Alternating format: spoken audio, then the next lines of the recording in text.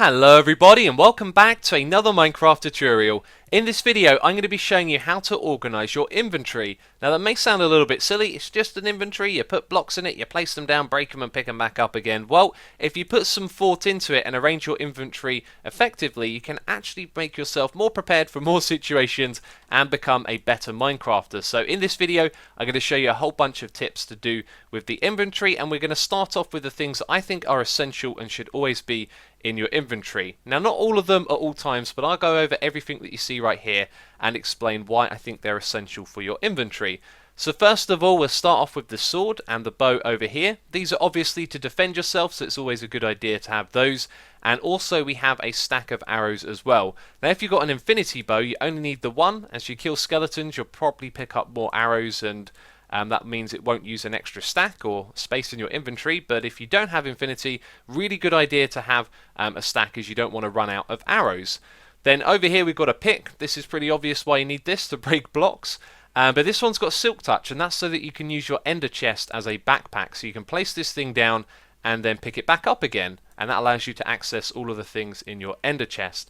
Now next along here we got torches, and this is only really essential if you're going caving, but caving is a big part of the game, so that one kind of explains itself.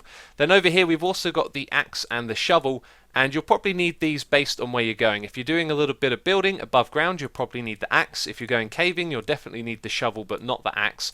But both of those are pretty much essential half of the time in the game. So next thing that we've got is food. I mean, you have to eat, so that one kind of explains itself. And then after that we've got a water bucket. I think it's essential to always have one of these on you, especially if you're playing in the overworld and you go caving. You might fall into some lava, and then you can put yourself out of fire with the water bucket.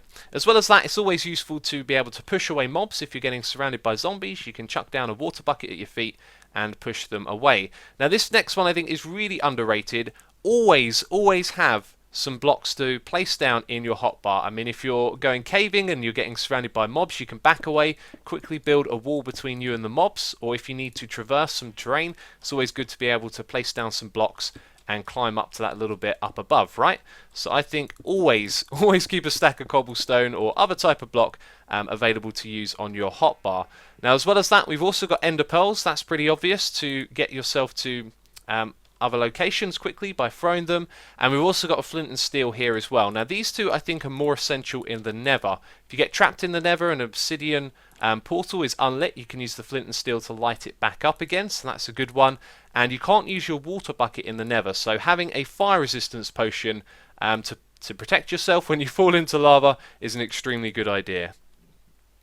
So now we're going to go over the hotbar and how it can be arranged to be more effective. Now this is relevant to PC users as it evolves around the layout of the keyboard. So we use the W, A, S and D keys to move around, and that means our hand for the most of the time is going to be stationed in that position, which means that the number 2 is the quickest thing to access as it's directly above the W. So let's say you're doing some building over here and you get ambushed by a zombie, you can spin around, tap 2 and whack them with the sword, which is why I'd recommend putting the sword in that slot right there.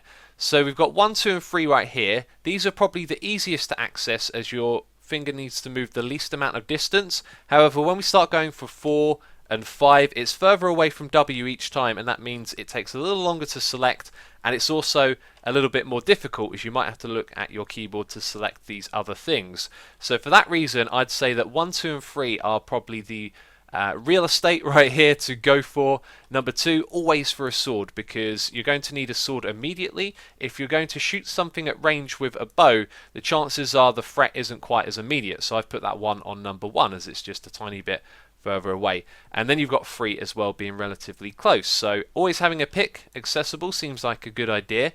Now those 3 are can be arranged in any order you like, but also they make this one right here and this one a little bit more accessible as well. The reason why, if you select 1 and then scroll forward, you've now got your cobblestone. If you select 3 and then scroll backwards, you've now got your torches. So those things are also quickly available as well if you lay them out in that order. Now I put torches because we're going caving. If we were doing building, I might put something else here like an axe or a shovel.